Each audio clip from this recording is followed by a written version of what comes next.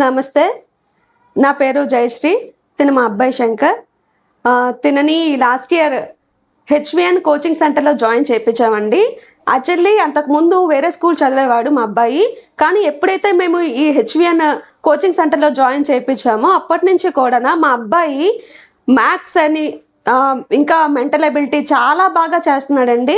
Actually మా అబ్బాయి గురించి నేను చెప్పడం కన్నా మా చుట్టుపక్కల వాళ్ళంతా కూడా చాలా బాగా చెప్పుకుంటారు. తనకి అంత యాక్యురసీ పెంచారండి ఈ అకాడమీ వాళ్ళు. ఇప్పుడు మా అబ్బాయికి సైనిక్ స్కూల్ కోరుకొండలో సీట్ వచ్చింది.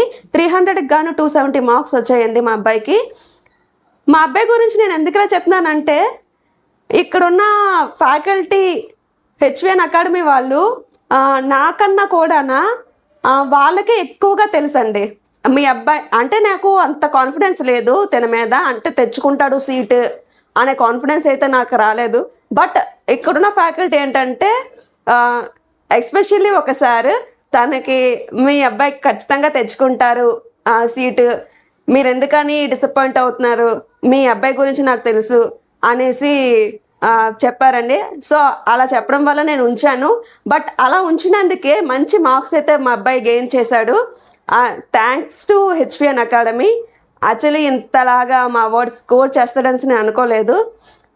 అలా స్కోరింగ్ తెచ్చినందుకు మీకు చాలా కృతజ్ఞతలండి. నిజంగా యాజ్ అ పేరెంట్ నేను చాలా హ్యాపీగా ఫీల్ అవుతున్నాను.